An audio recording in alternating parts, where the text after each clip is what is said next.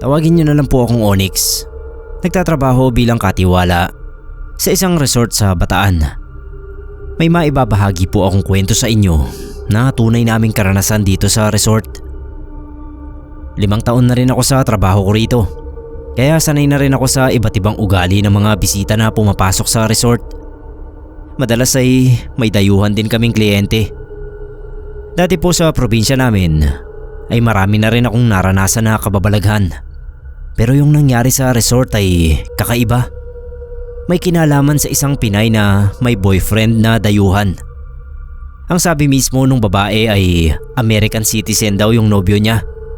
Itago na lang natin sa pangalang Olivia yung babae. At yung boyfriend niya ay tawagin nating Mr. Joe.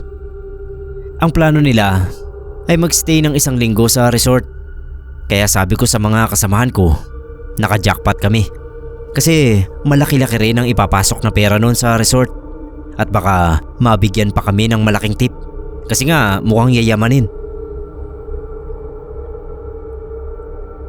Nung unang dating pa lang nila sa amin, ay napansin na namin na may kakaiba sa kilos ng foreigner. Yung tipong lagi lang nakatulala.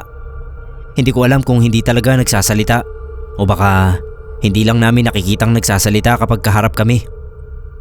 Basta parang laging malalim yung iniisip niya. Yung babae ang lagi naming kausap at siyang nakikipagtransaksyon sa amin. Nung gabi ring yun, habang nagra-round ako sa resort, ay namataan ko si Ma'am Olivia na may kausap sa cellphone. Siguro naghahanap siya ng signal kaya palakad-lakad siya at nakarating na sa medyo kubling bahagi ng resort. Ako naman ay likas na mausisa sa mga pangyayari doon sa pinagtatrabahuhan ko. Kaya pinakinggan ko yung pakikipag-usap ni Ma'am Olivia. Mukha kasing may kaaway siya sa cellphone. Narinig kong sabi niya na hindi raw pwedeng hindi pupunta kasi kailangan niya ng tulong. 1 linggo lang daw sila roon at kailangan sa loob ng 1 linggo na yon ay matapos na ang problema niya. Medyo napaisip ako kung ano ba yung tulong na kailangan niya at ano kaya yung problema. Naisip ko na lang na personal niyang problema yon at wala naman sigurong kinalaman sa resort kaya umalis na ako. Tinuloy ko yung pag-iikot sa iba pang guest namin. Kinabukasan ay may dumating na kasama nila Ma'am Olivia. Bali 4 lang nga pala sila. Si Ma'am Olivia, yung jowa niya, isa pang lalaki na ewan ko kung ano nila. Tapos yung bagong dating na mukhang manghuhula o kaya espiritista. Hindi ako sigurado. Basta ganun yung pormahan. Para bang mahusay sa baraha. Yun siguro yung kausap niya kagabi sa cellphone.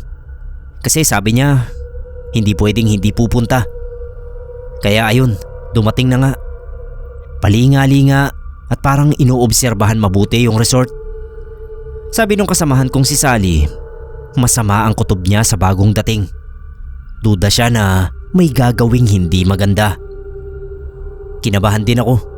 Kasi si Sally, ibang maghinala yun. Sa 10 hinala niyan, 9 ang tama. Pero kinontra ko pa rin. Huwag ka ko siyang manghusga. Baka naman kaya masama ang kutob niya dahil sa kakaiba at nakakatakot yung pormahan ng Ali. Tinawag ko munang Ali kasi tingin ko ay matanda na rin. Hindi ko pa alam ang pangalan niya sa mga oras na yon. Umiling si Sally. Hindi raw siya nanghuhusga sa panlabas na anyo. Kilala ko naman daw siya. Basta malakas daw ang kutob niya na parang may mali sa mga bisita namin na may kasamang dayuhan. Ang bigat daw ng enerhiya na dala. Kaya ganun si Sally ay dahil lahi nila ang may third eye. Tapos 2 sa lola niya ay parehong may kaalaman sa itim na mahika. Kaya meron din siyang alam at kakayahan kahit papano pagdating sa mga bagay na may kinalaman sa kapangyarihang itim. Dagdag pa ni Sally, ramdam niya ang masamang elemento sa paligid. Kaya bantayan ko raw mabuti ang mga customers kong yon. Baka magkaproblema kami dahil sa kanila. Dahil nga sinabihan ako ni Sally na bantayan ko ang mga bago naming bisita, kaya naman naging alisto ako sa mga kilos nila. Nung una okay naman. Bukod sa kakaibang pormahan nung huling dumating, ay wala pa naman kakaiba akong nakikita sa kanila. Yung kawalan ng imik ng kano at pakikipag-usap ni Ma'am Olivia sa cellphone parang normal lang din naman. Gayunpaman, nanatili akong nakamasid sa bawat galaw nila. Nung gabi, napadaan ako sa inuukupan nilang kwarto. 2 kwarto yon na nirentahan nila. Doon sa isang kwarto ay may narinig ako na parang nag-uorasyon. Kaya napahinto ako. Paghinto ko, nakaamoy naman ako ng nakasinding kandila. Hindi ko maiwasan na mapaisip kung ano kaya ang posibleng ginagawa nila. Hindi ko naman masilip kasi konkreto ang buong kwarto na yon at wala kang makikitang butas para silipan.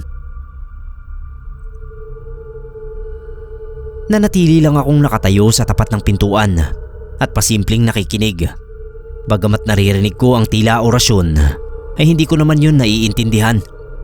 Sa tingin ko, ibang lengguwahe ang gamit o sadyang iba talagang salita ang ginagamit sa pag-oorasyon.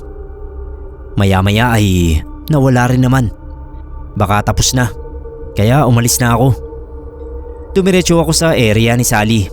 Nakasalukuyan ng nag-aayos ng mga gamit niya para umuwi. Uwian kasi si Sally, tulad ng ibang empleyado sa resort.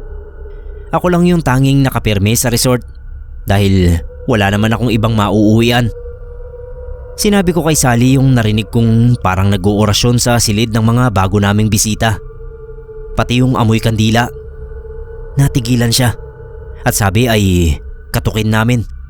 Kung tama ang hinala ko na nag-oorasyon sila doon, ay bawal daw yon, kaya dapat naming sitahin. Hindi ako palasita ng mga guest. Hanggat maaari ay binibigyan ko sila ng kalayaan para hindi sila madala sa pagpunta sa amin. Kumbaga, hindi ako naghihigpit. Isa pa, hindi naman ako ang may-ari. Ano ba naman yung bigyan ko ng konting luwag yung mga customer? Pero si Sally, naninita talaga siya ng may mali. Wala akong nagawa kundi sundan siya patungo sa kwarto na sinabi ko. Pagdating doon ay siya na rin ang kumatok.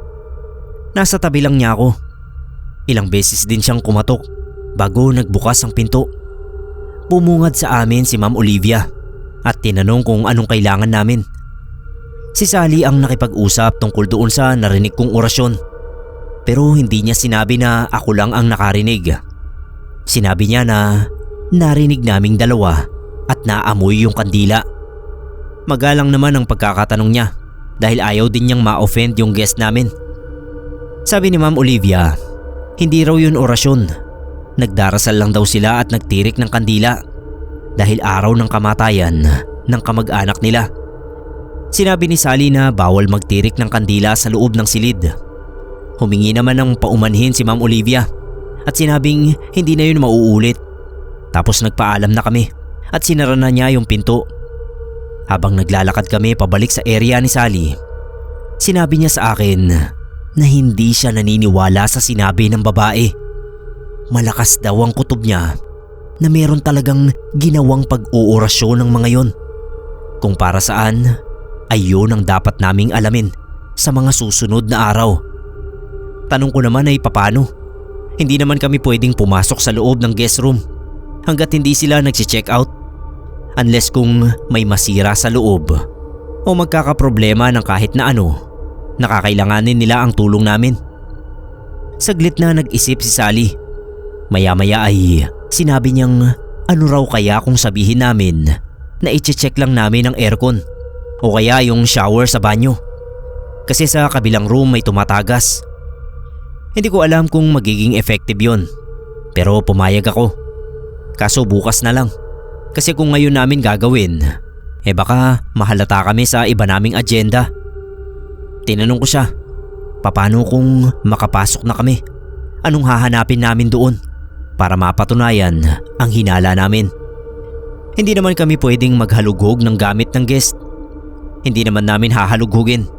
Makakita lang kami ng gamit na para sa itim na mahika ay mako-confirm na niya ang kutob niya. Kapag ganoon, pwede naming paalisin ang guest dahil hindi kami dapat nag-e-entertain ng mga nagsasagawa ng mga bagay sa ilalim ng kapangyarihang itim sa resort. Pinaalala sa akin ni Sally na yung ina ng may-ari ng resort, ay namatay sa kulam. Kaya ayaw ng may-ari ng mga ganyan, lalo na't sa resort niya gagawin. Tuwing bakante ang oras ko, nakagawian ko na talaga na maglibot-libot muna sa resort. Nung umaga, payapa naman. Nag-e-enjoy yung ilang guest namin. Nakalimutan ko pong sabihin sa inyo na hindi po yun summertime. Kumbaga patapos na. Papasok na yung tag-ulan nun. Kaya pasulput-sulput na lang ang mga bisita. Mga bandang tanghali nang isagawa namin ni Sally yung plano namin. Maayos naman kaming pinapasok at maayos din naming naisagawa ang balak naming paghahanap ng ebidensya. Ang kaso, wala kaming nakita. Pagdating ng gabi, nag-ikot na naman ako hanggang sa tagong bahagi ng resort. Pinupuntahan ko yun para masigurong walang gumagawa ng kabalbalan o nakakapasok na hindi dapat pumasok. Nagulat ako at biglang napatago sa likod ng batuhan nang makita ko yung kasama nila Ma'am Olivia na mukhang manghuhula. Nakaupo siya roon sa buhanginan na parang nagyoyoga. Nakapikit siya at gumagalaw-galaw yung bibig, pero wala naman akong naririnig na boses. Siguro ay pabulong lang at siya lang yung nakakarinig. Nag-alanganin ako kung lalapitan ko at sasawin ko na ba o hindi na muna. Pinili ko yung huli. Nanatili muna ako sa pinagtataguan ko. Pinanood ko yung ginagawa niya. Napansin ko na may isang maliit na bao siya sa harapan niya. Parang buhangin lang naman ang laman. Nagtiyaga akong maghintay sa susunod niyang gagawin. Maya-maya nga ay dumilat siya. Tapos yumuko siya roon sa bao na puno ng buhangin. May dinukot siya roon. Korteng tao at sa tingin ko ay yari sa wax. Tama nga ang hinala ko. Kandila nga yun na kinurtihan lang. Kasi may mitya at sinindihan niya. Naalala ko nung napadaan ako sa silid nila na nangamoy kandila. Baka yun na yun. Tinusok niya yung kandila doon mismo sa buhangin na nasa bao. Ilang beses na namatay ang sindi dahil medyo may hangin pa nung gabing yun. Sa huli ay nagtagumpay din siya na masindihan yun nang hindi namamatay ang apoy. Tapos ay pumikit ulit siya at kumibot-kibot na naman yung mga labi niya na parang may inuusal. Nagulat pa ako nung biglang may tumapik sa balikat ko. Si Sally lang pala. Tinanong niya kung anong ginagawa ko ron. Hindi ako sumagot. Sinenyasan ko siya na huwag maingay. Tapos ay tinuro ko yung ali na nagre-ritual na naman. Napakunot ang noo ni Sally. Pinagalitan niya ako. Bakit hindi ko raw sinasaway? Sabi ko kasi tinitignan ko pa kung anong gagawin. Hihintayin ko pa ba raw na may mangyaring kababalaghan o trouble doon sa resort? Pagkasabi niya sa akin noon, siya na mismo ang lumapit sa matanda. Hindi naman niya sinita sa paraan na bastos. Pagkalapit niya ay tinanong niya muna kung para saan ang ginagawang yon. Bawal kasi yun doon. Halatang nagulat yung ali. Sabi niya hindi naman daw yun masama. Nag-oorasyon lang siya para siguraduhin walang masamang elemento sa resort. Dahil nga 1 linggo na mag-i-stay doon yung mga amo niya. Minsan na raw kasing naengkanto si Ma'am Olivia sa ibang beach resort. Kaya sa tuwing magre-resort daw uli ay pinapagawa yun sa kanya. Nagkatinginan kami ni Sally. Ako naniwala naman agad sa sinabi ng ali. Pero si Sally, halata ko yung pagdududa sa mukha niya. Sabi niya sa ali na nagpakilala sa pangalang Madam Teria. Walang engkanto sa resort namin. Nasisiguro niya yon kaya maaari na raw nitong ihinto ang ginagawa. Sumang-ayon naman si Madam Teria. Isa-isa niyang niligpit ang mga gamit at nagpaalam na sa amin na babalik na sa kwarto. Nung maiwan na kami roon, ay nakasunod pa ng tingin si Sally sa papalayong matandang babae. Tama nga ang hinala ko na hindi siya naniniwala sa sinabi noon. Sabi pa niya, siya na mismo ang magbabantay sa mga guest namin dahil iba talaga ang kutob niya. May ginagawa sila na kailangan naming malaman bago pa mahuli ang lahat. Sa totoo lang ay kinabahan ako kay Sally. Alam ko nga kasi ang background niya sa mga ganoong bagay. Kaya kapag siya ang nagsalita tungkol doon, siguradong may basihan yun. Matapos naming makita si Madam Teria na nag-oorasyon sa tabing dagat, ay sinama ako ni Sally sa pwesto niya. Nilabas niya yung baraha at sabi niya ay manahimik lang muna ako hanggat hindi siya natatapos. Wag na wag ko raw siyang gagambalain. Kung may tanong ako ay mamaya ko na lang itanong kapag natapos na siya. Binalasan niya yon ng paulit-ulit. Tapos kada barahang binubunot ay nilalapag niya sa mesa. Inihahanay ng magkakasunod. Ilang ulit din niyang inayos. Nalilito nga ako dahil paulit-ulit niya yung ginawa. Nakakaramdam na ako ng antok. Napapahikab ako sa pagtitig sa ginagawa niya at paghihintay ng resulta. Maya-maya ay humugot siya ng isa sa mga baraha. Sa wakas ay nagsalita na rin siya. Tama raw ang kutob niya. May masamang balak ang guest namin. Ayon sa basa niya sa baraha, may senyales ng kapahamakan. Kinilabutan ako. Sino ba yung mapapahamak? Tinanong ko agad siya kung sa mga guest ba o sa aming mga nagtatrabaho. Hindi niya sinagot ang tanong ko. Sabi niya, kaya pa naming masolusyonan ang mangyayari kung magiging matalas ang pakiramdam namin at maagap. Hindi ako pinatulog ng isipin tungkol sa sinabi ni Sally nang basahin niya yung baraha. Paano kasi kung ako pala yung mapapahamak, diba? Nung ika-5 araw nila yata sa amin yun. Noon ko lang nakitang lumabas ng kwarto yung jowa ni Ma'am Olivia na si Sir Joe. Lumalabas naman kaya lang hanggang doon lang sa harap ng kwarto. Pero yung magpunta sa dagat at maligo roon ay noon lang talaga. Natanong ko na rin yon kay Ma'am Olivia. Isang beses na nakasalubong ko siya nung bumili siya ng pagkain. Sabi ko, bakit hindi ko pa yata nakikitang lumusong sa tubig si Sir Joe? Sagot lang niya ay wala pa raw sa mood. Tapos ayun na nga, yung sa pagkakatanda ko na ika-5 araw nila ay tsaka ko palang nakitang lumusong na sa dagat yung dayuhan. Pero nandoon lang siya sa mababaw nakaupo. Katabi niya si Ma'am Olivia. Pinagmamasdan ko nga eh. Nagtataka ako kasi parang si Ma'am Olivia lang ang nakikita kong nagsasalita. Si Mr. Joe ay nakatitig lang sa malayo. Akala mo wala sa sarili. Ni hindi ko nga siya nakitang tumingin kay Ma'am Olivia. Umiral na naman yung pagkamausisa ko. Dali-dali kong pinuntahan si Sally para makita rin niya ang nakikita ko. Habang papunta ako sa pwesto niya ay hindi na ako nakaabot doon. Nakasalubong ko na kasi siya. Hinahanap pala niya sila Ma'am Olivia. At ako rin daw. Dahil pagdaan pala niya sa isa sa mga silid na nirerentahan nila ay nakarinig siya ng nag-oorasyon na naman. At malamang ay si Madam Teria na naman ang gumagawa. Kinakatok niya pero hindi raw siya pinagbubuksan. Gusto na nga sana niyang gamitan ng duplicate. Kaya hinahanap din niya ako para hiramin yung susi. Sabi ko pupuntahan ko nga dapat talaga siya. Kasi gusto kong makita niya yung magjowa doon sa dagat. Magkatabing nakaupo sa mababaw. Pero yung babae lang ang nagsasalita. Yung dayuhan ay parang nakatulala lang at malayo ang tingin. Pakiramdam ko may mali. Sabi ni Sally, yun din ang pakiramdam niya. May mali talaga sa mga guest namin na yon. Kaya ang mabuti pa raw ay puntahan na namin. Sabi ko, paano si Madam Teria? Napasa po siya ng noo. Oo nga raw pala. Nalito kami kung sino ang uunahin namin. Binalikan muna namin yung silid at sinubukan ulit na katukin. Wala pa rin kaming nakuhang tugon. Gagamitan ko na sana ng duplicate para mabuksan namin ang pinto.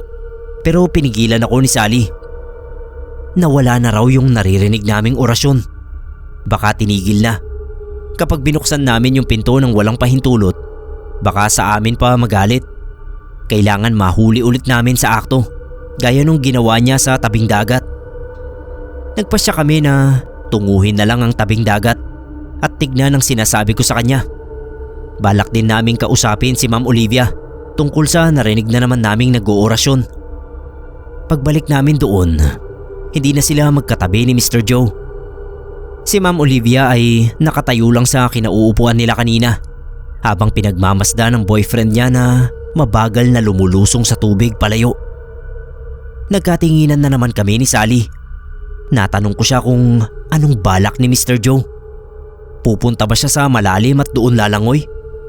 Hindi ako sinagot ni Sally.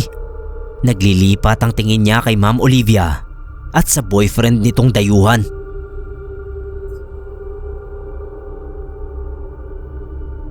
Habang tinitignan namin ang magjowa, sinabi ni Sally na kinukutuban na naman siya ng masama. Nakita rin kasi niya ang makahulugang pagtitig ni Ma'am Olivia sa boyfriend niya habang parang bubulong-bulong. Tapos yung dayuhan ay patuloy pa rin siya sa mabagal na paglusong sa dagat. Palayo ng palayo. Inutusan ako ni Sally na pigilan ko raw sa paglayo si Mr. Joe. Siya naman ay nilapitan niya si Ma'am Olivia at kinuha ang atensyon nito. Halatang nabigla yung babae. Hindi ko na muna sila pinagtuunan ng atensyon kasi masyado nang napapalayo si Mr. Joe. Lampas dibdib na niya yung tubig kaya nagmadali na akong lumangoy papalapit sa kanya. Naabutan ko naman siya. Ang laki niyang tao kaya nahirapan ako na pigilan siya. Doon ko lang nasiguro na wala nga siya sa sarili. Kasi kahit anong pigil ko sa katawan niya, parang hindi niya ako nakikita. Hindi siya nagre-react. Kinakausap ko rin siya. Sumisigaw na nga ako pero parang hindi niya rin naririnig. Nakatingin lang siya sa kawalan. Biglang pumasok sa isip ko yung narinig kanina ni Sally na nag-oorasyon na naman si Madam Teria sa isang silid. Baka may kaugnayan sa pagkawala sa sarili ni Mr. Joe. Sasabihin ko na sana kay Sally na kailangan niyang mapigilan ang orasyon ni Madam Teria. Kaso pagtingin ko sa kanya ay nakikipagpambuno siya kay Ma'am Olivia. Nagsasabunutan na sila. Hindi ko napansin kung paano nagsimula ang pagkakagulo nilang dalawa. Baka nagalit si Ma'am Olivia sa pangingialam namin ni Sally, kaya ganoon. Hindi ko tuloy alam kung anong uunahin. Ang ginawa ko, pilit ko na lang hinila si Kano papunta sa dalampasigan. Kahit bigat na bigat ako sa kanya ay nakatulong naman ang tubig para mapagaang siya. Nang mailigtas ko na sa tiyak ng kapahamakan si Mr. Joe na wala pa rin sa sarili, ay inawat ko naman sina Sally at Ma'am Olivia. Ang hirap pala awatin ng mga babae. Ibang klase rin yung lakas nila. Habang inaawat ko sila, nakita ko na kumilos na naman si Mr. Joe. Lulusong na naman siya sa tubig. Kaya takbo na naman ako sa kanya para siya naman ang awatin ko sa pagpunta sa dagat. Buti na lang may lumapit pang isang kasamahan namin na nakita yung senaryo. Nasa bandang dulong bahagi pa naman kami. Yun yata talaga ang piniling pwesto ni Ma'am Olivia sa masamang balak niya sa boyfriend niyang Kano. Para siguro walang makapansin. Sabi ko sa kasamahan ko, huwag niyang hayaan na makalusong palayo si Kano. Kung magagawa niyang akayin pabalik sa silid niya ay gawin niya. May kailangan lang akong puntahan. Halos liparin ko yung pagtungo sa silid kung saan narinig ni Sally yung nag-oorasyon. Hindi na ako nagdalawang isip na gamitin yung duplicate na susi. Nanginginig pa yung mga kamay ko habang binubuksan ang pinto. Nabuksan ko naman. Nagkagulatan pa kami ni Madam Teria. Napahinto siya sa ginagawa ng mapatingin sa akin. Tama ang hinala namin ni Sally. Nag-oorasyon na naman siya. Hindi na ako nagtanong.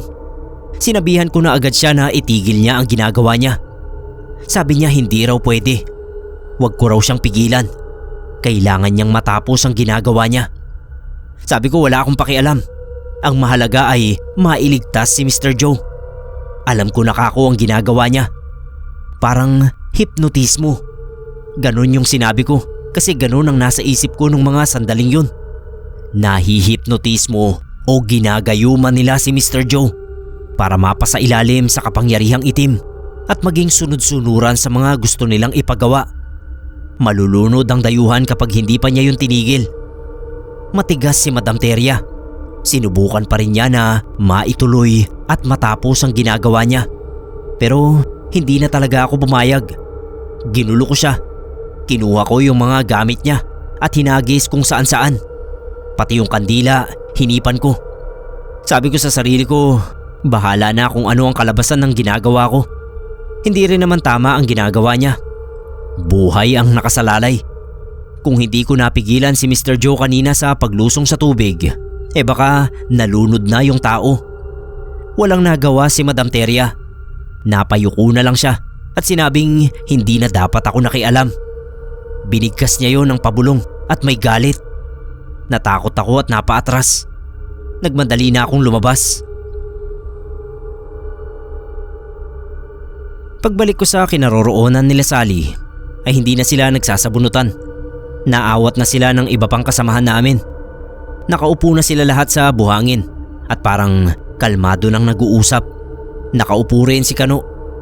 Pero parang wala pa rin sa sarili. Mukhang hindi pa siya maayos.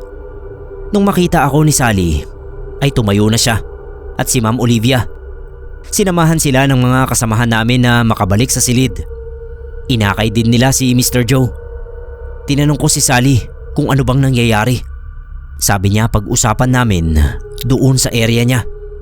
Sisiguraduhin lang muna niya na nasa maayos ang kalagayan ng mga guest.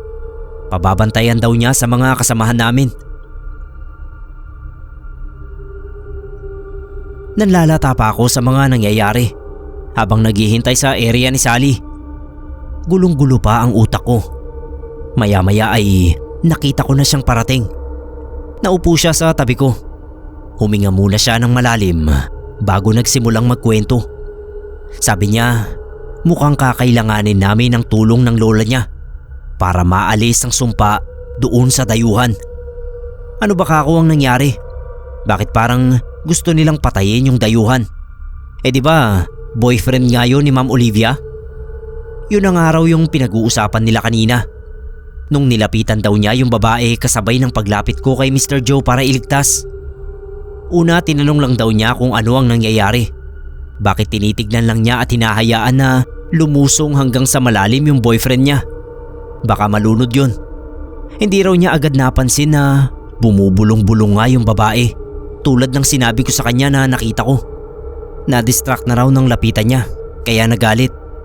Pinaalis siya at sinabi na huwag niyang pakialaman. Tapos ayun, nakipagtalo na raw siya dahil nga nakikita naman yung posibilidad ng panganib na kakaharapin ng Kano. Nag-hysterical na raw si Ma'am Olivia at yun daw ang naunang sumabunot sa kanya. Nasaktan siya kaya lumaban siya. Nakipagpambuno siya gaya ng nakita ko matapos kong mahila sa dalampasigan si Mr. Joe.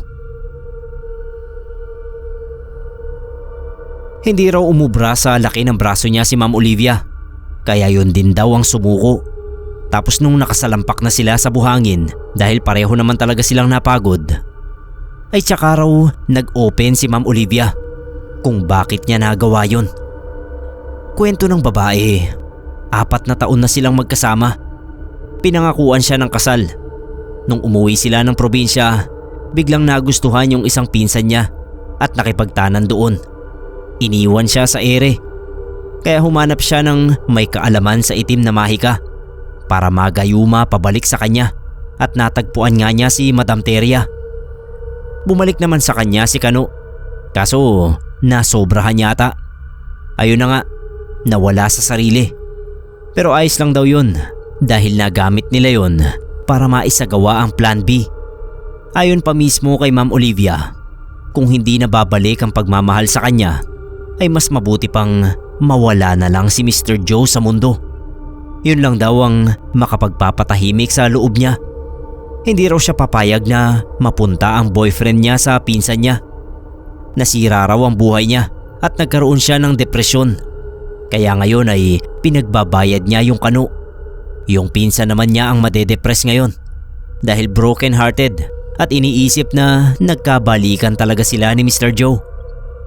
Yung pagbulong-bulong nga pala niya, tinuro raw sa kanya ni Madam Teria na paulit-ulit niyang sabihin habang unti-unting naglalakad si Kano papunta sa malalim na bahagi ng dagat hanggang sa malunod.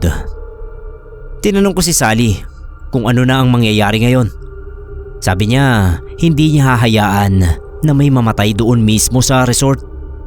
Kahit hindi namin pag-aari yun ay dapat naming pagmalasakitan dahil matagal na kaming nagtatrabaho ron at alam naman namin na ayaw din ng may-ari na mangyari yun. Isa pa, buhay ang pinag-uusapan. Kahit pa nagkasala kay Ma'am Olivia ang boyfriend at pinsan niya, ay wala pa rin siyang karapatan na kumuha ng buhay. Nagkasundo raw sila ni Ma'am Olivia na iiwan na nila si Mr. Joe sa resort namin. Wag lang namin silang kasuhan sa pinaggagawa nila. Sabi ni Sally, papupuntahin niya ang lola niya ron para gamutin si Mr. Joe. Hindi kasi makayang bawiin ni Madam Teria ang gayumang itim. Mabagsik na gayuma raw yun na nakakawala talaga sa sarili. Kapag nagawang gamutin ang lola ni Sally ay hahayaan na namin siyang umalis at magpasya sa buhay niya kung kanino siya babalik. Kay Ma'am Olivia o doon sa pinsan o sa bansa na lang nila. Sa isang banda, naawa rin ako kay Ma'am Olivia. Mahirap naman talaga na ma-broken hearted. Naranasan ko na yan dati. Kaya nga hindi na ako nag-asawa. Bago pa ako nagtrabaho sa resort ay nagkaroon ako ng nobya na sumama rin sa iba. Parang parehas lang kami ni Ma'am Olivia. Kaya naiintindihan ko yung sakit na pinagdadaanan niya. Alam ko kung gaano kabigat sa buhay yon. Ang kaibahan nga lang namin ay kinaya ko nang hindi ako gumawa ng anumang aksyon laban sa nobya kong nagtaksil sa akin. Pero siya, hindi niya kinaya. Kaya nakaisip siya ng hindi maganda at kasalanan sa Diyos. Hindi ko rin naman mahusgahan yung dayuhan at yung pinsan ni Ma'am Olivia. Ano bang malay ko sa nararamdaman nila? Kung nagkagustuhan talaga. Kaso nga, naging makasarili sila at hindi nila naisip yung masasaktan nila. Gabi na nang dumating ang lola ni Sally. Tinignan niya si Mr. Joe. Sabi niya, mukhang mabagsik talaga ang itim na mahikang ginamit sa kanya. Daig pa ang naengkanto.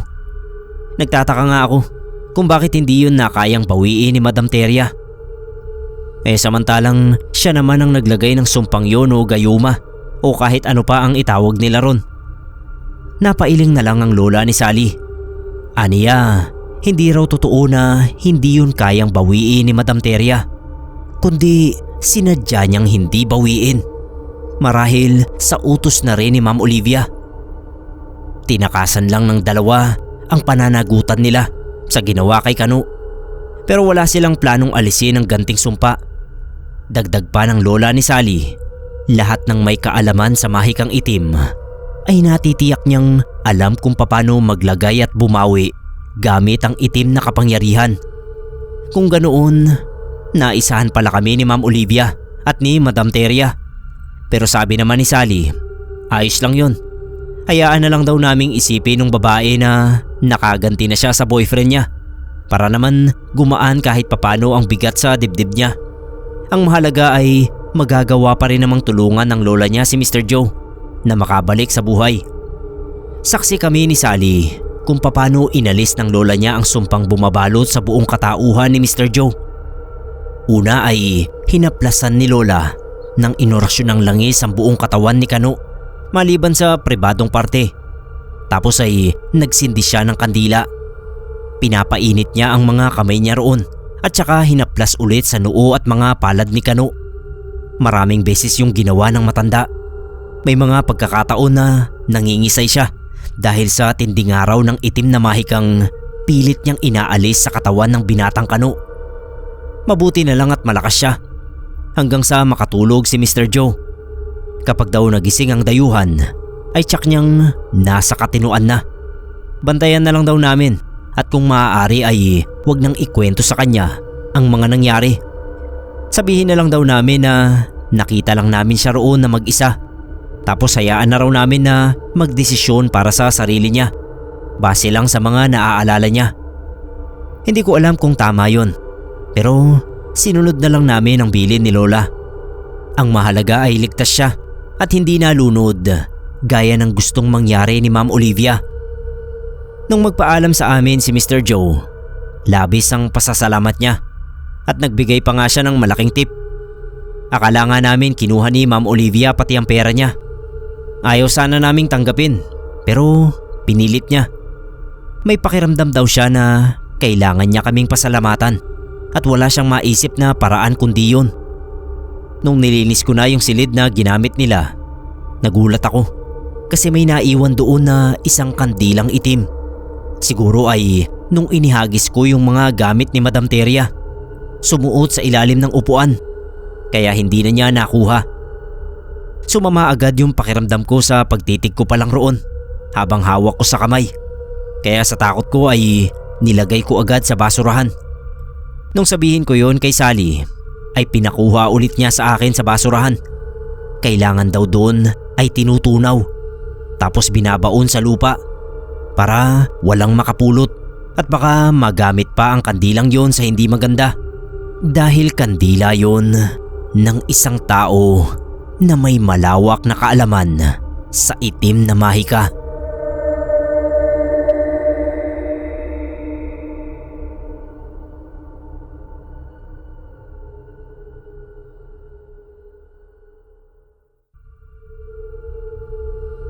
Ako po si John Paul. Tawagin niyo po ako sa nickname ko na JP. Isa po sa minana kong katangian ng mama ko ay ang pagiging palakaibigan. Kaya ko po ito sinasabi ay dahil may kinalaman sa pakikipagkaibigan ang karanasan namin na ibabahagi ko sa inyo. Tubong isla po si mama. Mula nang mapangasawa niya si papa ay tsaka pa lang siya nakapanirahan sa probinsya ng Quezon. 3 po kaming naging anak nila. Ako yung panganay. 23 ako noon nang mangyari ang kwentong ito. Ang sumunod sa akin ay 4th year high school pa lang dati na si Jaya. At ang bunso namin na noon ay 12 pa lang. Grade 6 student na si Jopet. Tahimik lang ang buhay namin sa Quezon. Hindi kami mayaman pero nakakakain naman kami ng sapat at nabibili ni Papa noon ang iba pang mga pangangailangan namin bukod sa pagkain. Dahil may maayos na trabaho si Papa sa isang pabrika. Hanggang isang hapon na maulan ay may kumatok sa bahay namin. Ako yung nagbukas ng pinto. Bumungad sa akin ang isang patpating babae na sa tingin ko ay kasing edad ni mama. May dala siyang malaking bag sa isang kamay at ang kabilang kamay naman niya ay may hawak na payong. Namumutla yung balat niya. Mahaba ang buhok na mukhang nagulo at nanigas sa biyahe. Mahangin siguro. Malalim yung mata niya na parang ilang gabi na siyang hindi nakakatulog. Sa totoo lang ay medyo natakot ako nung unang tingin ko sa itsura niya. Pero yung takot napalitan ng awa nung magsalita na siya sa mababa at malat na boses. Tinanong niya ako kung doon ba nakatira si Miss Gloria. Gloria po yung pangalan ng mama ko. Kaya sabi ko oo. Anong kailangan niya sa mama ko? Nagpakilala siyang Emma. Magkababata at magkaibigan daw sila dati ng mama ko. Pinatuloy ko siya. Tapos tinawag ko si mama na nasa itaas ng bahay namin. Hindi siya nauupo hanggat walang nagsasabi sa kanya na umupo. Nakatayo lang siya sa gilid ng pintuan. Pagbaba ni mama, inaninag niyang mabuti yung babae. Malabo na kasi yung mata ng mama ko kahit hindi pa naman siya ganoon katanda. Nakabantay lang ako kasi baka mamaya hindi pala talaga kilala ni mama yung babae. Alam niyo na, yung mga budol-budol. Nagpapanggap, 'di ba? Mahirap na.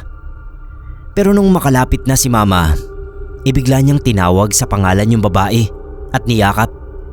Kinamusta na parang nasabik siya rito. Yung babae ngumiti naman na parang natuwa rin. Pero bakas pa rin sa mukha niya yung lungkot. Pinakilala niya sa akin yung babae.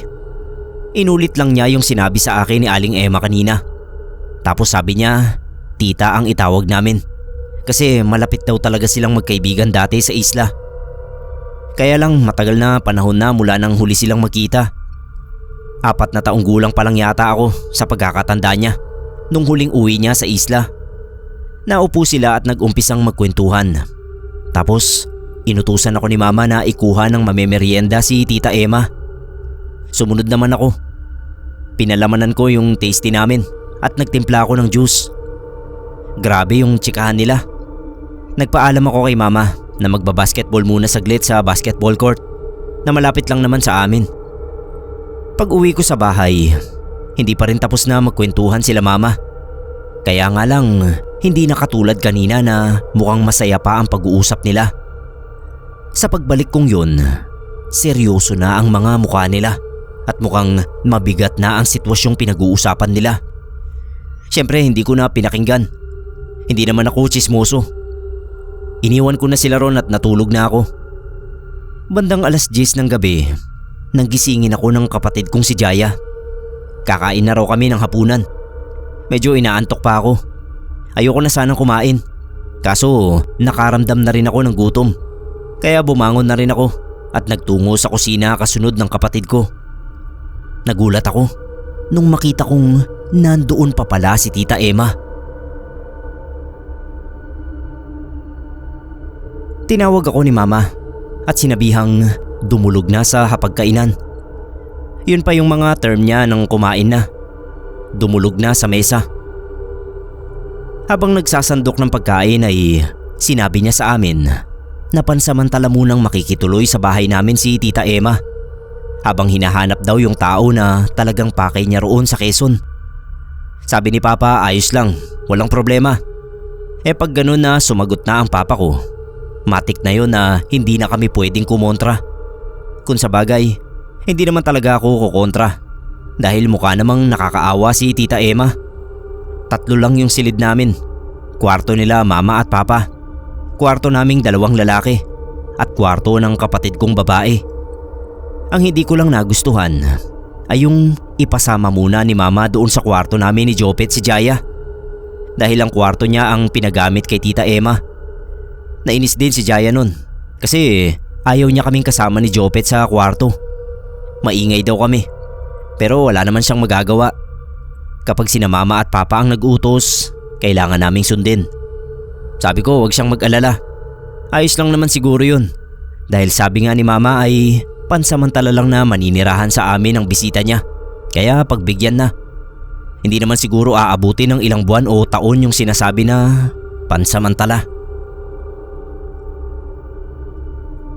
Nung gabing yun, hindi agad ako makatulog. Kasi nga kakagising ko lang ng 7:00. Tumayo ako para magbanyo. Tapos tumambay muna ako sa balkonahe namin at nagyosi. Patanaw-tanaw sa madilim na paligid sa labas. Maya-maya ay may natanaw akong isang babae na naglalakad sa mataas na talahib malapit lang din sa bahay namin. Bandang ulo lang hanggang dibdib yung natanaw ko dahil nga natatakpan ng nagtataasang damo. Sigurado ako na babae kasi mahaba ang buhok. Isang tao agad ang pumasok sa isip ko. Si Aling Emma. Susundan ko sana, kaso nawala na rin sa paningin ko. Pero naisip ko rin, bakit naman maglalakad-lakad sa talahiban si Aling Emma nang ganoon kalalim na gabi? Tumingin pa ako sa relo ko. Mag-12 na. Hindi ko alam kung matatakot ba ako o ano. Nanatili pa ako sa terrace ng ilang minuto. Tinignan ko kung makikita ko pa ulit. Hindi ko na nakita, kaya nagpasya na akong bumalik sa kwarto. Kinabukasan habang nag-aayos si mama ng mga halaman niya, ay nilapitan ko. Tinanong ko siya kung lumabas kaya si Tita Emma ng bandang 12:30. Tinignan ako ni mama. Bakit naman daw lalabas yun ng ganoong oras? Siyempre hindi ko rin alam. Kaya ako nga siya tinatanong eh. Inusisa ako si mama kung sino ba yung tao na hahanapin ni Tita Emma sa Quezon. Tumingin muna siya sa paligid namin bago sinagot ang tanong ko. Nung masiguro niyang kaming 2 na lang ang nandoon, tsaka niya pabulong na sinabi na isa raw albularyo ang hahanapin ng kaibigan niya. Napakunot yung noo ko. Sinong albularyo naman yun? At bakit kailangan hanapin? Wala bang albularyo sa isla nila? Paliwanag ni mama, si Ka-11 ang pinakamahusay na albularyo noon sa isla. Kayang gamutin maging ang pinakamapanganib na kaso ng kulam, barang at pati yung mga may kaugnayan sa aswang. Halimbawa ay ang mga nayanggaw o maski yung makipaglaban at pumatay sa mga pinakamababagsik na uri ng aswang. Lumipat na raw kasi yun doon sa probinsya namin Wala nga lang makapagsabi kung saan banda roon. Sabi sa kanya ni Tita Emma, kailangan niyang makita si Ka-11 dahil may malubhang sakit na pinagdaraanan ang tatang niya na yun lang daw ang alam niyang makakapagpagaling. Sumubok na rin daw kasi yung ibang albularyo pero walang nangyari. Napatangu-tangu na lang ako. Sa isip ko, para siyang maghahanap ng karayom sa bunton ng mga dayami. Napakalawak ng Quezon, kaya sa ang sulok nila hahanapin yung albularyong yun. Sabi ni Mama bahala na. Ang importante ay matulungan namin si Tita Emma. Kahit man lang sa matutuluyan nito habang naghahanap. Pwede rin daw kaming magtanong-tanong sa mga kakilala namin. Magbaka sakali. Noong panahon kasi na yun ay hindi pa uso yung social media na isang magandang option sana sa paghahanap sa isang tao. Ang tanging bitbit lang noon ni Tita Emma ay isang lumang larawan ni Ka-11 sa isla. Halos araw-araw umaalis noon si Tita Emma. Isang beses galing ako sa inaplayan kong trabaho. Nadaanan ko siyang naglalakad sa initan. Pinahinto ko yung tricycle at sabi ko ay sumakay na siya. Pero hindi siya sumakay. Sabi niya ayos lang daw siya. May mga gusto pa siyang puntahan na lugar para hanapin si Ka-11. Inabutan ko siya ng konting pera para pamasahe nang hindi na siya mapagod maglakad papunta roon sa kung saan mang lugar na sinasabi niya. Pero tinanggihan pa rin niya at sabi ay mainam na raw na maglakad dahil nagtatanong-tanong din siya sa mga nakakasalubong niya kung may nakakakilala sa taong nasa litratong hawak niya. Hindi ko na siya pinilit. Pinaandar ko na sa driver yung tricycle na sinakyan ko. Gabi na pero wala pa rin si Tita Emma. Kaya si Mama mayat maya ang silip sa bintana at tanaw sa labas. Baka raw kasi kung saan na napasuot ang kaibigan niya. Baka kung napaano na. Naalala ko na nadaanan ko siya kaninang naglalakad. Sinabi ko yon kay Mama. Patulog na kaming lahat ay hindi pa rin nakakauwi sa amin si Tita Emma. Nakita kong pumwesto si Mama sa balkonahe. Naupo siya roon. Nilapitan ko at tinanong kung bakit hindi pa siya matulog. Sabi niya hindi pa naman siya inaantok. Hihintayin daw niya muna si Tita Emma na dumating kasi hindi niya maiwasan na mag-alala. Sabi ko sa kanya matulog na siya. Ako na lang ang maghihintay kay Tita Emma. Total naman ay hindi pa rin ako inaantok. Si Mama halatang nagkukunwari lang siya dahil panay nga ang hikab niya. Pumayag naman siya. Kapag daw dumating na si Tita Emma, sabihin ko na wag aalis bukas nang hindi pa sila nagkakausap. Tapos pumasok na si Mama sa loob. Nagsindi ako ng yosi at naupo sa balkonahe. Paubos na yung yosi ko nang matanaw ko na si Tita Emma na paparating. Nagtaka ako kasi para akong namalik mata. Ang tingin ko ay doon siya galing sa loob ng makapal na talahiban. Tumayo ako at sinalubong ko siya. Tinanong ko agad kung anong nangyari. Bakit ngayon lang nakauwi? Tumingin siya sa akin na parang wala sa sarili pero hindi sinagot ang tanong ko. Napansin ko yung tila dugo sa kamay niya. Nung makita niyang nakatingin ako ron ay halata sa mukha niya na nag-alala siya. Kaya dali-dali niyang pinuna sa damit niya. Tapos tinago niya ang mga kamay sa likod. Tsaka lang siya nagsalita na pasensya na raw. Pagod na pagod siya. Tapos naglakad na siya papasok sa loob. Hindi ko na nausisa kung dugo nga ba yung nasa kamay niya. Tsaka kung doon nga ba siya sa talahiban dumaan. Kasi nga nagmamadali na siyang makapasok sa bahay namin. Hindi ko na ginising si Mama. Kinabukasan ko na sinabi sa kanya kung anong oras nakauwi si Tita Emma. Hindi ko rin nakalimutang sabihin yung tungkol sa nakita kong parang dugo sa kamay ng kaibigan niya. Kinukutuban kasi ako ng masama na may hindi magandang nangyayari kay Tita Emma na inililihim niya sa amin. Sabi naman ni Mama, wag na akong mag-alala. Kakausapin daw niyang mabuti at uusisain ang tungkol doon. Nakita ko naman na magkausap nga sila nung magtatanghali na habang magkatulong na nagluluto ng ulam. Pumwesto ako malapit sa kusina para mapakinggan ko kung ano ang pinag-uusapan nila.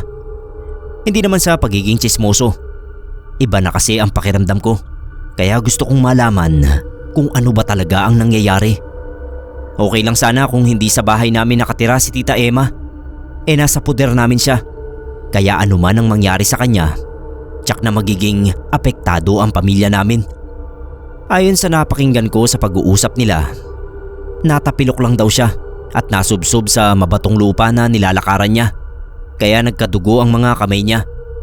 Medyo malayo raw kasi ang nalakad niya kahapon, kaya ginabi siya ng uwi. Mukha namang kapani-paniwala ang sinabi niya, kaya hindi ko na kinwestiyon ang pangyayaring yun. Palibhasa hindi pa ako natatawagan sa trabaho, kaya lagi pa akong nasa bahay at nababantayan ko ang mga kilos ni Tita Emma. Nung araw na yon, hindi siya lumabas para maghanap kay Ka-11. Pero napansin ko na nanlalata yung mga kilos niya. May mga pagkakataon na humahawak siya sa ulo at tiyan niya, kaya nilapitan ko siya para tanungin kung ayos lang ba siya. Panay sabi niya na oo, kahit nakikita ko naman na hindi talaga siya okay. Sinabihan ko pa siya na uminom ng gamot kung sumasakit ang ulo o tiyan niya. Siguro nakulitan siya sa akin. Nang tanungin ko siya ulit kung ano bang nararamdaman niya, ay inangilan niya ako at tinignan ng matalim. Siguro nabigla rin siya kaya dali-dali siyang pumasok sa kwarto ni Jaya na pinapagamit sa kanya at nagkulong doon ng ilang oras. Hindi ko alam kung anong magiging reaksyon ko sa kinilos ni Tita Emma. Humingi naman siya ng pasensya sa inasal niya nung nakaraang araw. Pero mula noon ay naging mailap na siya sa akin. Ako naman nakikiramdam lang. Nung mga sumunod na araw pa nga ay mas lumala pa yung pagiging mahiwaga ng mga kilos niya. Tulad nung umagang yun, nakapasok na sa eskwela yung mga kapatid ko. Si Papa naman nasa trabaho na rin. At si Mama ay nagpunta sa palengke. Kaming dalawa lang ang naiwan sa bahay. Nasa kwarto ako nun nung makarinig ako na parang may sumisigaw. Lumabas ako ng kwarto para tignan. Wala naman akong nakita sa sala, pero naramdaman ko na parang sa banyo nagmumula. Lumapit ako sa pintuan ng banyo. Dinikit ko yung tenga ko sa pinto. Natiyak ko na doon nang gagaling yung sigaw na narinig ko kanina. May narinig pa nga ako na pag-ungol na parang nanghihina, hinihingal, nasasaktan. Ganun. Si Tita Emma yun. Sigurado ako dahil kaming dalawa lang naman ang nasa bahay.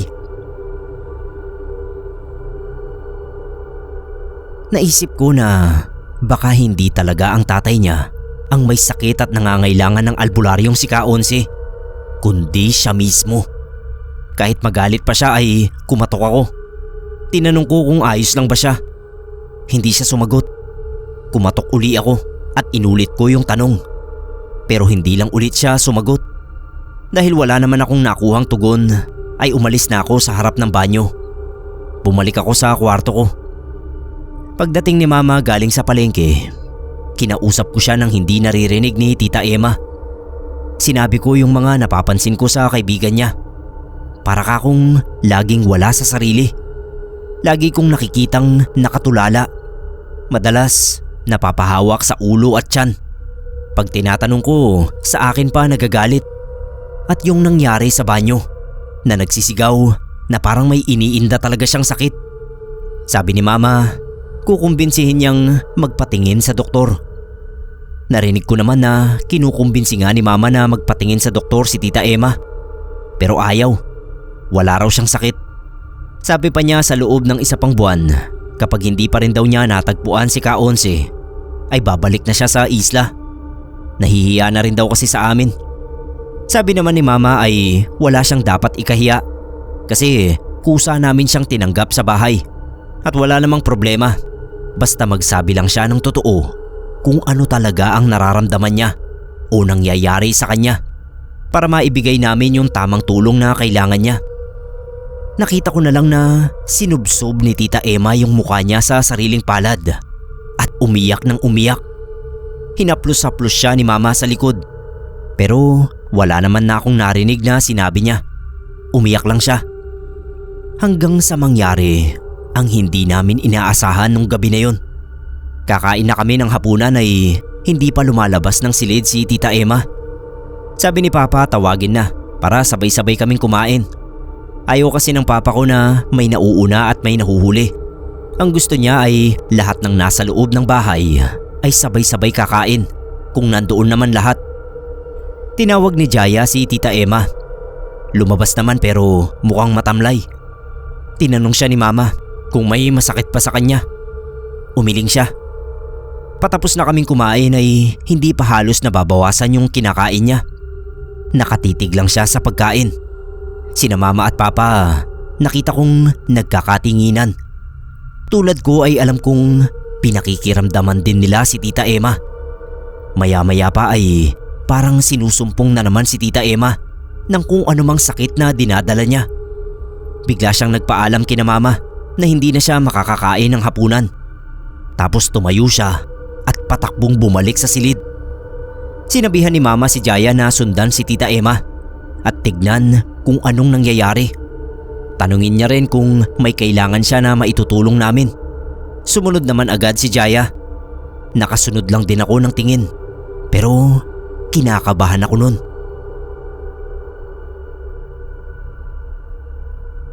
Pare-pareho kaming naghihintay sa pagbabalik ni Jaya sa mesa para malaman kung ano bang nangyari kay Tita Emma. Pare-pareho rin kami na nagulat nang pagbalik ng kapatid ko ay humahangos at sinabi sa aming tumalon si Tita Emma sa bintana ng kwarto niya. Sina Papa at Mama nagmamadaling tinungo yung silid habang ako naman ay doon dumiretso sa pintuan. Nagbabaka sakali na maabutan ko kung saan direksyon tumakbo si Tita Emma. Sumunod sa akin ang mga kapatid ko. Hindi nga ako nagkamali. Nakita ko si Tita Emma na tumatakbo patungo sa talahiban. Nakita rin ng mga kapatid ko. Lumakas ang hinala ko noon na may nangyayaring ang kakaiba kay Tita Emma. Pumasok sa isip ko na baka nayanggaw siya. Mahirap paniwalaan yun pero may nababalitaan na ako tungkol sa nayanggaw. Yung naging aswang ang isang ordinaryong tao dahil nakakain o nakainom siya ng may laway at orasyon ng isang tunay na aswang. Bumalik ako sa loob ng bahay at sinabi kina Mama ang kutob ko. Kinuha ko muna yung itak ni Papa bago ako lumabas uli. Si Papa kumuha rin ng isa pang itak at sumunod sa akin. Pinipigilan kami ni Mama. Ano raw ba ang binabalak namin? Bakit kailangan naming magdala ng itak? Huwag daw naming sasaktan ng kaibigan niya. Sabi ni Papa, wala raw dapat ipag-alala si Mama dahil proteksyon lang namin ang itak. Baka nga raw kasi tama ang hinala ko na nayanggaw si Tita Emma at sinusumpong na ng pagiging aswang. Bitbit ang itak at flashlight ay binaybay namin ni Papa ang talahiban. Bilin ni Papa na huwag akong lalayo sa kanya. Kung sakalit bigla kaming atakihin ay dapat magkatabi lang din kami para maprotektahan namin ang isa't isa. Salitan naming tinawag ang pangalan ni Tita Emma. Sigaw pa ni Papa kung nayanggaw siya ay magsabi siya sa amin at tutulungan namin siyang mapagamot. Kahit hindi kay Ka-11, marami namang iba pang albularyo na mahuhusay din at may kakayahan na magpagaling ng tulad sa dumapo sa kanyang sumpa ng yanggaw. Naghintay kami ng tugon mula kay Tita Emma pero tanging ingay ng mga kuliglig lang ang narinig namin. Nung may marinig kaming kaluskos sa isang banda ng talahiban ay inihanda agad namin ni Papa ang mga itak namin at sabay kaming naglakad patungo roon. Hinawi namin yung matataas na talahib at inilawan ng flashlight. Nandoon nga siya at bigla niyang inatake si Papa. Natumba silang pareho. Nanginginig ang mga kamay ko pero hindi na ako nagdalawang isip na itakin siya. Buhay na ng Papa ko ang nakasalalay. Kaso hindi ko siya natamaan. Hindi ko alam kung dahil sa panginginig ng kamay ko o sadyang maliksi siyang kumilos. Dahil hindi nga siya normal nung mga sandaling yon. Hindi pa naman niya nakagat si Papa. Naging mabilis din kasi ang kilos. Sumigaw pa si Papa na tumakbo na raw ako. Pero hindi ko naman siya magawang iwan. Ang nakatakbo ay si Tita Emma. Tingin ko, iniwasan din niya na masaktan kami. Pakiramdam ko may konti pang katinuan sa isip niya nun, na naiisip niyang hindi niya kami dapat saktan. Baka narinig din niya yung mga sinabi kanina ni Papa. Natutulungan namin siya, bukod pa sa mag-ama kami ni Mama na kaibigan niya. Hinanap uli namin siya. Maya-maya ay nakarinig uli kami ng pagkaluskos sa isang banda ng talahiban. Tapos meron din sa kabila. Kaya sabi ni Papa, pareho naming puntahan. Sabi niya kung magagawa naming patulugin sa suntok ay ganoon na lang para mauwi agad namin at maitali. Naghiwalay nga kami ni Papa ng direksyon. Pagpunta ko sa isang bahagi na may kumaluskos, hinigpitan ko ang hawak sa itak bago ko hinawi yung mataas na damo.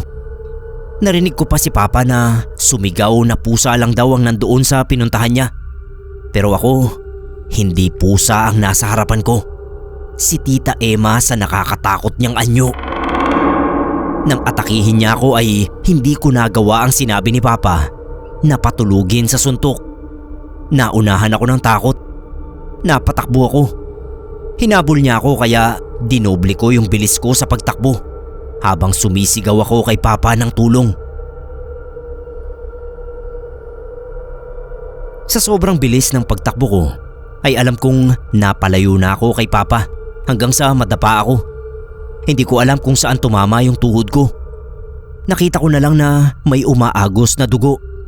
Tapos nakita ko rin na nasa harapan ko na si Tita Emma.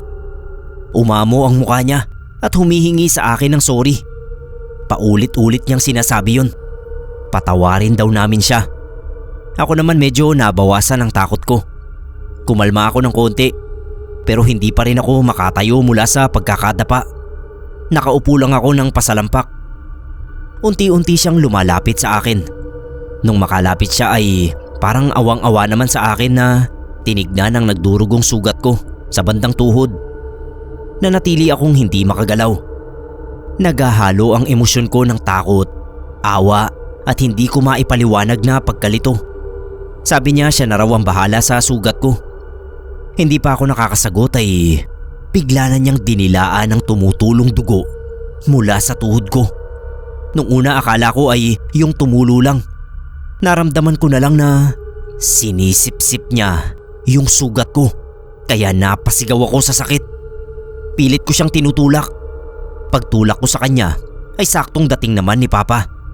Nung makita niya ang sitwasyon ay sunod-sunod ang pinakawalan niyang suntok kay Tita Emma. Dahilan para mawala ng malay si Tita. Nung bumagsak ay napaupo rin si Papa at tinanong kung okay lang ako.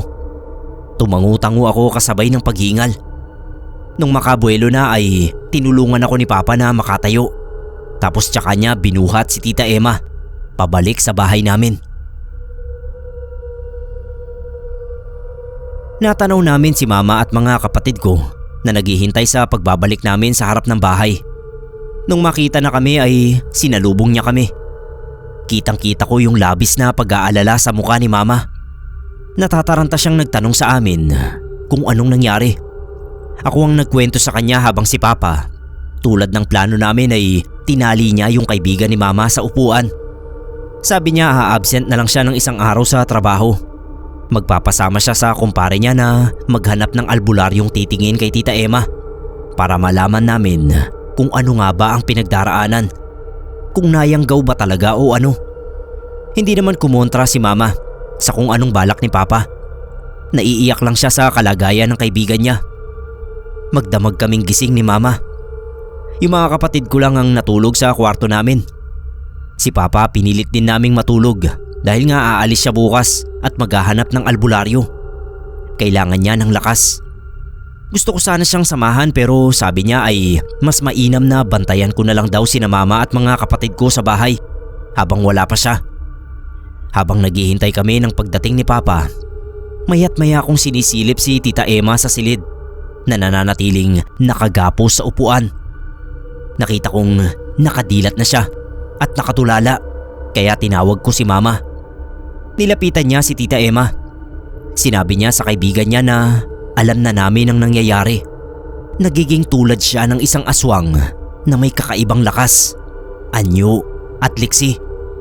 Napaiyak na naman si Tita Emma. Hindi raw niya gusto ang nangyayari sa kanya. Sabi ni Mama handa kaming tumulong. Pilit niyang pinakwento kay Tita Emma kung paano siya nagkaganoon. Ayon sa kaibigan niya, may bagong lipat na pamilya raw doon sa isla. Sabi ng iba, sa kabilang isla lang daw nanggaling ang mga yon. Tapos may usap-usapan din na kaya pinaalis sa islang pinanggalingan ay dahil pinaghihinala ang aswang ang pamilyang yon. Sakto naman na paglipat ng mga yon sa isla nila ay bigla ring nagkaroon ng balita na may nabiktima raw ng aswang.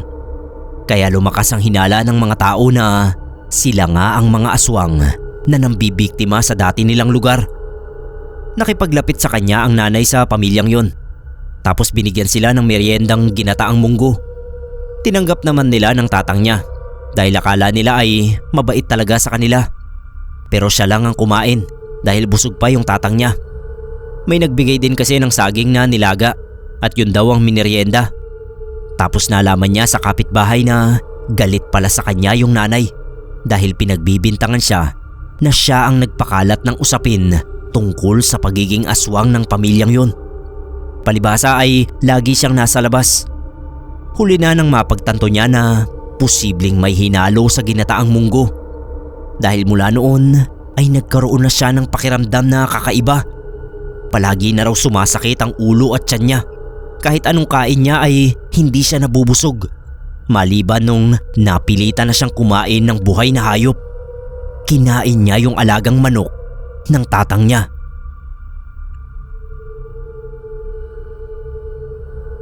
Nang hilakbot kami ni Mama sa narinig, nagdesisyon daw si Tita Emma na lumayo na sa tatang niya at sa isla para hanapin si Kaonse.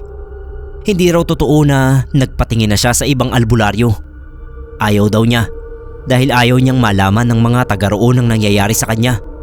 Kay Kaonse lang daw siya nagtitiwala at naisip nga niya si Mama na alam niyang nakatira rin sa Quezon. Nabanggit ni Mama sa kanya dati yung address namin sa Quezon dahil binalak niya noon na magtrabaho rito, kaya napuntahan niya kami. Hindi raw niya magawang sabihin sa amin ang totoo, kahit kay Mama lang. Natatakot kasi siya na hindi siya patirahin sa amin, na hindi siya tanggapin dahil sa kalagayan niya. Wala naman daw siyang perang pang-upa sa ibang bahay. Pero ayun nga, nangyari na ang lahat at hindi na niya maitatago pa sa amin ang pinagdaraanan niya. Humingi siya ng tawad dahil kung hindi raw siya napatulog ni Papa sa suntok at hindi siya naitali, ay baka napatay niya pa kami. Nung dumating na si Papa, ay kasama na niya ang isang kumpare niya at yung nakuha nilang albularyo. Hindi kami makapaniwala nun na ang kasama nilang albularyo ay ang mismong hinahanap ni Tita Emma na si Kaonse. Tsuhin pala yun ng kumpare ni Papa. Kaya nabuhayan ng loob si Tita. Nakilala naman siya ni Kaonse. Pati si Mama kilala rin. Sabi ng albularyo, hindi na bago sa kanya ang kaso ng mga nayayanggaw. Pero ang napapagaling ay depende pa rin sa kung gaano katagal na mula ng mayanggaw at gaano rin kalakas ang katawan, isipan at pananalig sa Diyos ng taong biktima. Hindi raw nalalayo sa mga taong nasasapian ng masamang espiritu ng dyablo. Pinalabas muna niya kami sa silid. Hinayaan namin siyang matignan si Tita Emma. Mga 15 minutos lang ang nakaraan ay lumabas na siya. Sabi niya kakailanganin nilang bumalik sa isla dahil medyo matagal na gamutan ang mangyayari. Hinug na raw kasi ang ibon sa tiyan ni Tita Emma. Hindi na siya pwedeng manatili sa amin dahil bukas makalawa ay maaaring hindi na niya mapigilan ng sarili at mambibiktima na rin siya ng tao. Malakas ang posibilidad na kami mismo ang maging unang biktima niya. Kakailanganin din daw niya ang tulong ng tatang ni Tita Emma para sa mga gagawin niyang ritual at orasyon na maaari lang niyang isagawa sa itaas ng bundok. Dahil dinilaan ni Tita Emma ang sugat ko nung nasa Talahiban kami, tinanong ko na rin yung albularyo kung ano ang epekto nun sa akin. Sabi niya wala akong dapat ipag-alala. Hindi pa naman daw ako maaapektuhan dahil nga hindi pa tuloy ang aswang si Tita. Sa mga sinabi ng albularyo ay medyo napanatag na ako na sa wakas ay makakaalis na rin sa amin ang nakakatakot naming bisita. Sobrang emosyonal ng naging pagpapaalam nila ni Mama. Katakot-takot na pasasalamat ni Tita Emma sa malasakit namin sa kanya, lalo na ni Mama. At si Papa na pinili siyang patulugin sa suntok at itali kaysa patayin ng mga sandaling nasa ilalim siya ng pagiging aswang. Nagpasalamat din siya sa pagpapatira, pagpapakain at pag-intindi namin sa problema niya. Pati ako kinausap niya bago siya umalis. Pinasalamatan din niya ako sa lagi kong pagtatanong kung okay lang siya. Mga 6 o 7 buwan din yata ang lumipas nung makabalita ulit kami tungkol kay Tita Emma. Nakabalik na noon ang albularyo sa Quezon sa lugar namin. Sinadya talaga niya kami para sabihin na medyo umaayos na ang kalagayan ng kaibigan ni Mama. Pero kakailanganin daw niyang balikan makalipas ulit ang 1 buwan para masiguro na napagaling na nga niya. Oo nga pala, yung pamilya ng aswang na nangyanggaw kay Tita Emma, bigla na lang din daw nawala sa isla. Walang makapagsabi kung saan na naman lumipat. Tuwing may darating tuloy kaming bisita sa bahay namin at makikituloy, hindi ko maiwasan na mag-alala at magduda kung tao ba talaga siya.